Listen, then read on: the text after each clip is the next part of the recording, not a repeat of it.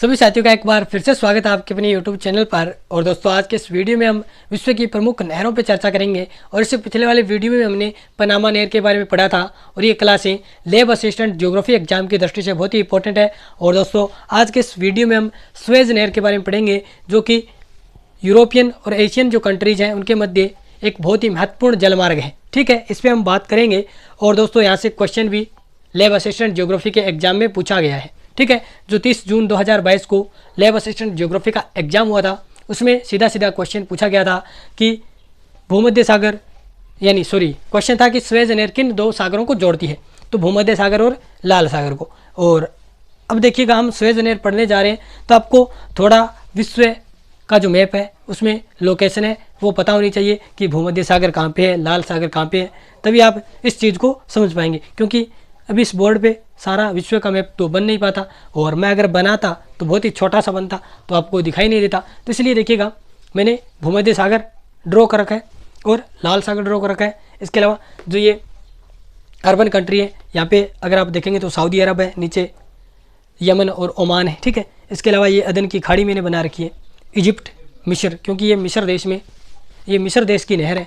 ठीक है, क्योंकि ये जो नहर है वो मिस्र देश में बनाई गई है। अब देखिएगा, इधर अगर हम बात करें तो ये आपका पर्शियन गल्फ आ जाता है, उसके बाद में इधर सारे जो देश आ जाते हैं वो आ जाते हैं। ठीक है, एशिया के देश आ जाते हैं। अब देखिएगा, स्वेज नहर के बारे में हम बात करते हैं। तो स्वेज नहर दोस्तों बहुत ही महत्वपूर्ण एक जलमार्ग है, और इस जलमार्ग के कारण ही जो यूरोप है और एशिया है, इसके मध्य 7000 किलोमीटर की दूरी यानी समुद्री की दूरी है वो कम हो चुकी है। ठीक है, इसी जलमार्ग के बदौलत। अब देखिएगा, बहुत ही महत्वपूर्ण जलमार्ग है, इसके बारे में हम पढ़ेंगे। तो सबसे पहले इसकी योजना यानी स्वेज नहर बनाने की जो योजना है वो कब बनाई गई, कब तैयार की गई कि यहाँ से एक ऐसी नहर निकाली जाए ताकि जो यूरोपियन कंट्री है और एशियन कंट्री है इनके मध्य एक व्यापार हो सके जलमार्ग के माध्यम से और कम दूरी। ठीक है, इसके लिए एक योजना बनाई जाती है, और योजना दोस्तों बनाते हैं इंजीनियर थे इस स्वेज नहर के, उनका नाम है, फ्रांसीसी इंजीनियर थे फर्डिनांड द लेसेस्पे। ठीक है, इनका नाम अभी मैं लिख रहा हूँ। तो योजना दोस्तों बनाई गई थी 1859 में। फ्रांसीसी इंजीनियर थे,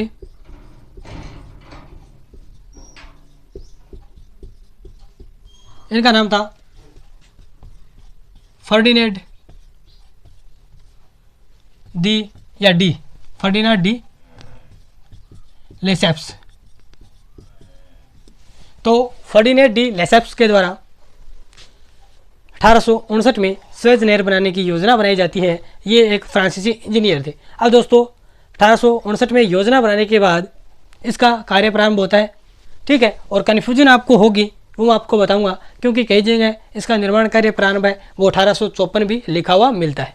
तो निर्माण कार्य इसका चलता है 1854 से आप मान सकते हैं, 1859 से मान सकते हैं। और इसका निर्माण कार्य यानी ये बनकर कब तैयार हो जाती है, तो 1869 में ये बनके तैयार हो जाती है। ठीक है, अब इसकी लंबाई की अगर हम बात करें तो लंबाई आप देखेंगे तो इसकी लंबाई एनसीईआरटी के अकॉर्डिंग हम बात करें तो इसकी लंबाई है 160 किलोमीटर। ठीक है, और इसके अलावा जो अन्य जगह पे इसकी लंबाई मिलती है वो कहीं पे 162, कहीं पे 168। ठीक, ऐसी लंबाई मिलती है, लेकिन एनसीईआरटी के अकॉर्डिंग हम बात करें तो इसकी लंबाई है वो 160 किलोमीटर है। अब आप बात करा क्या नहर है वह किन किन दो सागरान जोड़े, तो मैं थाने बता दियो आ नहर भूमध्य सागर और लाल सागर ने जोड़े, यानी आप इन्हें रेड सी भी बोल सका, लाल सागर। ठीक है, और भूमध्य सागर मेडिटेरियन सी भी इन्हें बोल सका। तो आज की नहर है स्वेज नहर, ये मिस्र देश में बनी हुई है, यानी मिस्र देश में ये नहर बनी हुई है, और ये भूमध्य सागर को लाल सागर से जोड़ती है। अब मैंने आपको इसके निर्माण कार्य के बारे में बताया, लंबाई इसकी बताई। अब दोस्तों देखिएगा, ये नहर जैसे हमने पनामा नहर पढ़ी थी कि उसके उत्तरी छोर पे कौन सा बंदरगाह है, दक्षिण छोर पे कौन सा बंदरगाह है, तो इसी प्रकार जो स्वेज नहर है उसके उत्तरी छोर पे कौन सा बंदरगाह है, दक्षिण छोर पे कौन सा बंदरगाह है, उस पर हम चर्चा करते हैं। तो यहाँ पे दोस्तों ये इसका उत्तरी छोर है, और उत्तरी छोर है उस पर जो बंदरगाह है इसका नाम है पोर्ट सईद।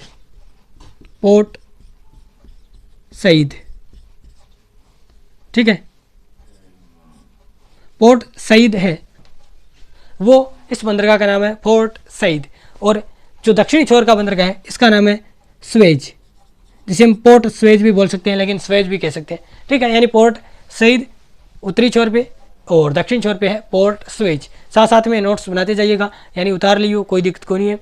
और नेर है वह किस देश में, तो मिस्र देश में। इजिप्ट इंग्लिश में बोला अपन किसका, इजिप्ट इन बोला, अरे इन मिस्र भी बोला, तो अपनी भाषा में लिख लो मिस्र, ठीक है, समझ में आ जाइए मिस्र। तो मिस्र देश में ये नहर है वो बनी हुई है। अब मिस्र देश में दोस्तों एक इंपॉर्टेंट साइट मैंने यहाँ पे लोकेट कर रखी है। आप आपके मोबाइल में, यानी मैंने बेरो है सारंग मोबाइल में मैप आरो कि है ऐप है, तो भी खोल लियो और थोड़ा 2 मिनट देख लियो कि कौन बिगड़े थारो, और थे जूम करके देखोगा भूमध्य सागर पर जाओगा, यानी इजिप्ट लगा के भूमध्य सागर पर जाओगा, तो थे जी इजिप्ट ने जूम करोगा, यानी मिस्र ने जूम करोगा, तो थाने एक अट साइट मिलेगी, यानी एक बंदरगाह मिलेगा जको इनू थाने बेरो ये नील नदी आवे मिस्र में, ठीक है। तो जी नील नदी है इन डेल्टा के ऊपर, यानी डेल्टो बनावा है भूमध्य सागर में जाए गिरे है, तो इन डेल्टा के ऊपर एक बंदरगाह स्थित है, बी बंदरगाह का नाम है अलेक्जेंड्रिया बंदरगाह। तो इंपॉर्टेंट साइट है, याद रखियो अलेक्जेंड्रिया, अलेक्जेंड्रिया, अलेक्जेंड्रिया, अलेक्जेंड्रिया बंदरगाह, बंदरगाह, ठीक है। तो यहाँ पे ये जो आपको भूमध्य सागर के तट पे एक बंदरगाह दिख रहा है, इसका नाम है अलेक्जेंड्रिया बंदरगाह। और पोर्ट सैयद जो बंदरगाह है वो सुएज नहर के उत्तरी छोर पे बना हुआ है, और इसी के पास नील नदी के डेल्टा क्षेत्र में एक बंदरगाह बना हुआ है, इसका नाम है अलेक्जेंड्रिया बंदरगाह, ठीक है। इसको हम रूम सागरीय बंदरगाह भी बोलते हैं, क्योंकि ये भूमध्य सागर के तट पे है, तो याद रखिएगा। और यहाँ की जो जलवायु है उसको रूम सागरीय जलवायु बोलते हैं। तो ये कई बार क्वेश्चन पूछा जा सकता है कि रूम सागरीय जो तटीय बंदरगाह कौन सा है, तो अलेक्जेंड्रिया, याद रखिएगा। किस देश में है, मिस्र देश में है, नील नदी के डेल्टा क्षेत्र में स्थित है। अब देखिएगा, बात करते हैं भूमध्य सागर से लाल सागर को जोड़ती है सुएज नहर। हमने बात कर ली उत्तरी दक्षिण छोर पर स्थित बंदरगाहों की, लेकिन एक इंपॉर्टेंट साइट आपको दिख रही है यहाँ पे, ये क्या है, तो दोस्तों वैसे तो सुएज नहर के मध्य बहुत सारी झीलें हैं, इस पर भी हम चर्चा करेंगे, लेकिन इस नहर के बीचों बीच एक क्या बनी हुई है, झील बनी हुई है, इसका नाम है ग्रेट बिटर लेक, याद रखिएगा। तो ग्रेट बिटर लेक ये इस सुएज नहर के बीचों बीच बनी हुई है, कौन सी लेक, ग्रेट बिटर लेक, ठीक है, ग्रेट बिटर लेक, तो याद रखिएगा। अब देखिएगा यहाँ पे मैंने कुछ और साइटें आपको समझाने के लिए बहुत सारी लोकेट कर रखी है। जैसे अगर हम बात करें, ये आप देख पा रहे हैं, ये मिस्र देश की राजधानी है काहिरा। मिस्र के मैप में आप देखेंगे तो आपको सुएज नहर से थोड़ी दूर, अब थोड़ी दूर तो नहीं कह सकते क्योंकि ये तो मैप के माध्यम से आपको पता चला कि ये थोड़ी सी दूर है, लेकिन ये वास्तव में अगर हम एग्जैक्ट देखेंगे तो ये धरातलीय दूरी बहुत ज़्यादा है, ठीक है। तो इजिप्ट देश में या मिस्र देश में जो इसकी राजधानी है काहिरा, वो इधर स्थित है सुएज नहर के या भूमध्य सागरीय क्षेत्र के पास, ठीक है, याद रखिएगा। अब देखिएगा यहाँ पे मैंने बनाया भूमध्य सागर को जोड़ रही है सुएज नहर लाल सागर से, और लाल सागर है वो जुड़ रहा है अदन की खाड़ी से, यानी यहाँ पे ये अदन की खाड़ी है और यहाँ पे ये लाल सागर है। जब दोस्तों दो जलीय भागों को अगर कोई चीज़ जोड़ रही है, कोई जलीय क्षेत्र जोड़ रहा है, उसको हम बोलते हैं जल डमरू मध्य। तो यहाँ पे एक जल डमरू मध्य है, स्ट्रेट, जिसे इंग्लिश में बोलते हैं स्ट्रेट, ठीक है, इसको हम बोल सकते हैं हिंदी में जल डमरू मध्य। अब जल डमरू मध्य क्या होता है, मैंने पिछले वीडियो में भी आपको बताया था, जो मैंने पनामा आपको पढ़ाया था कि जल डमरू मध्य क्या होता है कि दो जलीय भागों को जोड़ता है, दो स्थलीय भागों को अलग करता है। तो हटते साफ साफ देख को कि वो लाल सागर ने अदन की खाड़ियों जोड़न लाग रही है, ठीक है। और इन्हें देखो थे अटे जो कि अर्बन कंट्री है बाने अफ्रीकन कंट्रियाँ अलग करने लग रहे हैं, ठीक है। इन्हें आप बात करेंगे तो इजिप्ट के नीचे सूडान, अटे इरिट्रिया, जिबूती अनेक देश है बाने अफ्रीकी देशान जो अपने एशिया का देश है बन अलग करने लग रहे हैं। किसो बाब अल मेदाब, इसका नाम मैंने आपको बताया नहीं, जो को जल डमरू मध्य है अटे जो को लाल सागर ने अदन की खाड़ी में जोड़ लग रहे हैं, बिंगु नाम है बाब अल मदाब, ठीक है। बाब अल मदाब ये क्या है, एक स्ट्रेट है, जल डमरू मध्य है जो कि लाल सागर को अदन की खाड़ी से जोड़ता है और एशिया को अफ्रीका से अलग करता है। ये भी आप याद रखिएगा। अब स्वेज नहर के बारे में बहुत सारी बातें मैंने कर ली है, इसके अलावा मैं बहुत इंपॉर्टेंट बातें आपको बता रहा हूँ कि मिस्र द्वारा, अब दोस्तों जब ये स्वेज नहर बनाई गई थी तो इस समय अनेक जो देश हैं उन्होंने निवेश किया था, ठीक है, क्योंकि ये नहर बनाई गई तो अनेक यूरोपियन कंट्री भी थी, एशियन कंट्री भी थी, इन्होंने निवेश किया था। अब देखिएगा मिस्र द्वारा क्या किया गया, 1956 में इसका राष्ट्रीयकरण किया गया, यानी इसका राष्ट्रीयकरण कर लिया गया, यानी अपने अधिकार क्षेत्र में मिस्र के द्वारा इसको ले लिया गया। कब? 1956 में। दोस्तों 1956 में क्या हुआ कि मिस्र के द्वारा इसका राष्ट्रीयकरण कर लिया जाता है और इस समय मिस्र के जो राष्ट्रपति थे उनका नाम था अब्देल नासिर। अब्देल नासिर, पूरा नाम इनका आता है जमाग अब्देल नासिर, ये इनका पूरा नाम था।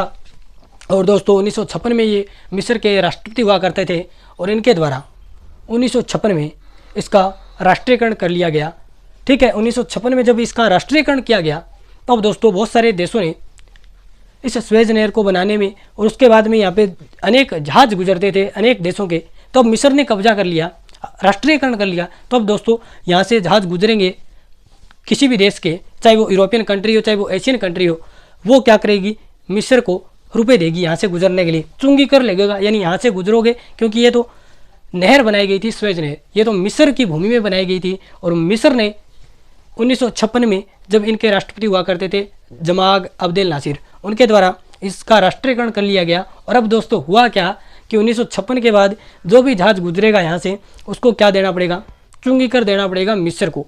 अब दोस्तों हुआ क्या कि बहुत सारे देश थे, जैसे हम मुख्य रूप से ब्रिटेन की बात करते हैं, ब्रिटिश यानी ब्रिटेन की बात करें, फ्रांस की बात करें, तो यहाँ पे जो ब्रिटेन और फ्रांस है उनके बहुत सारे जो पूंजीवादी लोग थे उनके द्वारा इस स्वेज नहर पे बहुत सारा निवेश किया गया था, यानी शेयर खरीद रखे थे यहाँ के। तो इसलिए अब दोस्तों उनको घाटा हुआ, क्योंकि यहाँ पे कब्जा किसने कर लिया, राष्ट्रीयकरण कर लिया मिस्र देश ने। तो दोस्तों ब्रिटेन और फ्रांस है, इसके अलावा जो एशियन कंट्री है इजराइल, उसके द्वारा भी क्या किया जाता है कि तीनों मिलकर मिस्र पे आक्रमण कर देते हैं, ठीक है। इजराइल अपने व्यापारिक हितों के लिए, क्योंकि अब इजराइल है वो यहाँ से गुजरता था, अपना व्यापार करता था। अब मिस्र ने राष्ट्रीयकरण कर लिया तो यहाँ पे मिस्र पे तीनों देश, सबसे पहले इजराइल अटैक करेगा, फिर ब्रिटेन, फिर फ्रांस, तीनों अटैक कर देते हैं। और दोस्तों यहाँ पे इस युद्ध को हम कहते हैं स्वेज संकट, यानी स्वेज के कारण एक संकट उत्पन्न हो गया और मिस्र के ऊपर इजराइल, ब्रिटेन और फ्रांस ने आक्रमण कर दिया। और दोस्तों इस 1956 की घटना को हम बोलते हैं स्वेज संकट। तो याद रखिएगा, आपसे पूछा जा सकता है कि स्वेज संकट की घटना कब हुई थी, तो 1956 में। क्यों? क्योंकि जो मिस्र के राष्ट्रपति थे जमाग अब्देल नासिर, उसके द्वारा मिस्र में जो स्वेज नहर है इसका राष्ट्रीयकरण कर लिया गया। और इस पर और जो देश थे जिन्होंने पूंजी निवेश की, या फिर अन्य देश जिनकी व्यापारिक हित जुड़े हुए थे इस नहर से, उन्होंने क्या किया, मिस्र पे अटैक कर दिया। कौन कौन से देश प्रमुख थे? Israel, Britain, France. और दोस्तों इसके बाद में बीच बचाव करता है यूएनओ के द्वारा यहाँ पे मिस्र में शांति सेना भेजी जाती है, वो यहाँ पे मिस्र में शांति स्थापना करती है और इस मुद्दे को, यानी जो युद्ध है इसको क्या करती है, शांत करती है, ठीक है। यूएनओ के द्वारा बाद में यहाँ पे शांति स्थापित की जाती है। अब दोस्तों अब यूएनओ ने क्या किया, जब मिस्र द्वारा 1956 में राष्ट्रीयकरण किया गया स्वेज नहर का, तो यूएनओ के द्वारा 1967 में जाके इस मिस्र के राष्ट्रीयकरण को यूएनओ के द्वारा स्वीकृति प्रदान की जाती है। तो इंपॉर्टेंट क्वेश्चन यहाँ से भी बन सकता है कि मिस्र के द्वारा राष्ट्रीयकरण किया गया 1956 में, ठीक है, और यूएनओ के द्वारा इस राष्ट्रीयकरण को स्वीकृति प्रदान की गई, अथोराइज किया गया तो 1967 में, ठीक है, याद रखिएगा। और मैंने लगभग स्वेज नहर के बारे में बहुत सारी बातें बता दी, और अगले वीडियो में हम पढ़ेंगे विश्व की और जो प्रमुख नहरें हैं, जिनमें छोटी छोटी नहरें हैं दोस्तों। जैसे हम बात करें जो यूएसए और कनाडा की सीमा पर जो 5 झीलें हैं, सुपीरियर, जो ओंटेरियो, ईरी, ठीक है, मिशिगन, इस प्रकार 5 झीलें हैं, उनके मध्य यानी इन झीलों को जोड़ने के लिए अनेक नहरें बनाई गई है। जैसे सू नहर की बात हम करते हैं, ईरी नहर की बात करते हैं, वेलैंड नहर की बात करते हैं। इसके अलावा अन्य देशों में जैसे थाईलैंड में क्रा नहर है, इसके अलावा जर्मनी में कील नहर है, अनेक नहरें हैं, चाहे वो गोटा नहर है, मैनचेस्टर नहर है, सारी नहरों पे बात करेंगे और उन नहरों के बारे में बहुत छोटी छोटी जानकारी है। और विश्व में जो 2 प्रमुख नहरें हैं वो मैंने आपको पढ़ा दी, पनामा नहर और आज हमने सुएज नहर के बारे में पढ़ा दिया। और दोस्तों सुएज नहर के बारे में हम उसको क्वेश्चन लाऊंगा, वहाँ पे भी आपको बहुत सारे क्वेश्चन सुएज नहर से नए मिलेंगे, तो वो भी आप देख लेना, ठीक है। इसी वीडियो के बाद मैं जस्ट डाल दूंगा सुएज नहर के एमसीक्यू क्वेश्चन, ठीक है। तो यहाँ पे एक इंपॉर्टेंट और बात रह जाती है कि जो सुएज नहर है इसका व्यापारिक महत्व है, क्योंकि ये एक बहुत ही बड़ा जलमार्ग है। और ये मैंने आपको स्टार्टिंग में भी बताया था कि जो यूरोपियन देश हैं उनके मध्य, यूरोपियन और एशियन कंट्रीज हैं उनके मध्य एक बहुत बड़ा, बहुत ही महत्वपूर्ण व्यापारिक जलमार्ग है, ठीक है।